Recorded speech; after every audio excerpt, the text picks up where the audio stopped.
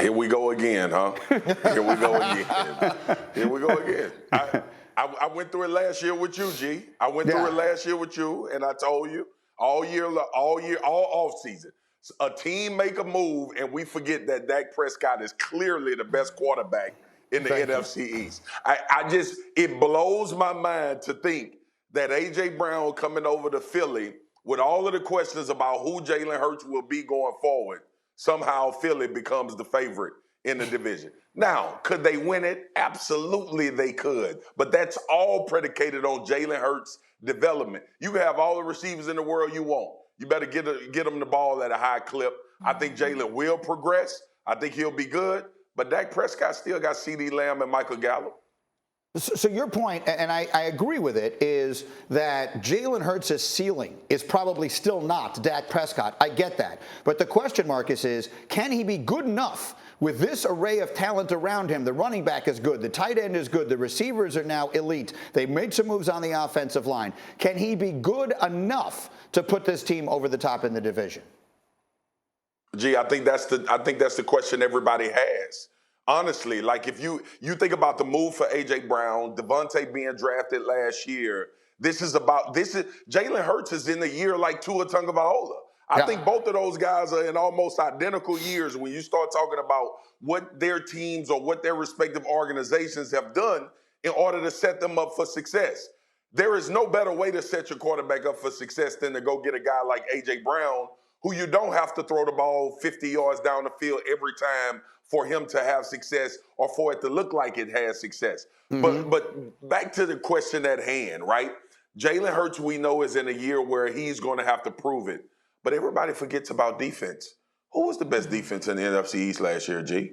Well, I mean, Dallas, who we thought that was going to be their enormous weakness, they obviously took a huge step forward with Micah Parsons leading the way, and we'll see if they're able to do it. But I don't think with Dallas you hang your hat on the defense. It's still mostly about the quarterback. It is fascinating, by the way, the comparison. Tua Tagovailoa, Jalen Hurts, similar situations. One-time college teammates actually both played in a national championship game scenario. But, Diana, how about it? In Philly, they have high hopes. That's an enormous acquisition they make there, obviously.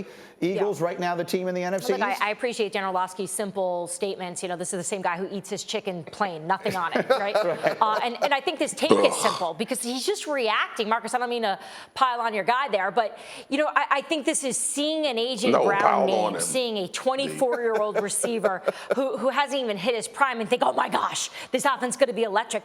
They're going to have to completely change the identity of their offense, on top of the fact that we haven't even seen if Jalen Hurts can perform to the level. Yes, the pieces are there. And I would say of any quarterback in the league, the pressure is on Jalen Hurts the most because GM Howie Roseman has now put together a roster that should be successful. And it's going to come down to whether or not Hurts can do it. Can I take the other side of this and defend our buddy Monday Dan for just a moment here?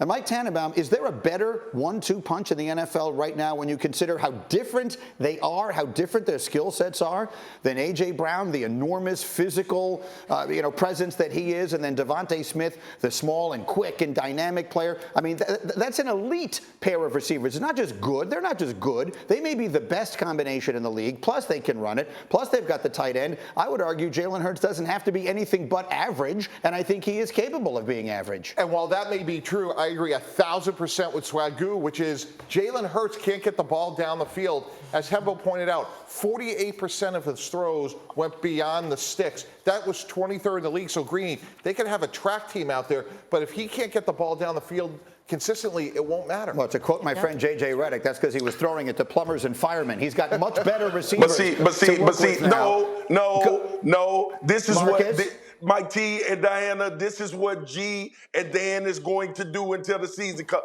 Oh, look at the Eagles. Last year was damn Taylor Heineke was going to lead the Washington football team at the time, which is now the Washington Commanders. Now, Jalen Hurts has a new epiphany. He can throw it like Tom Brady down the field.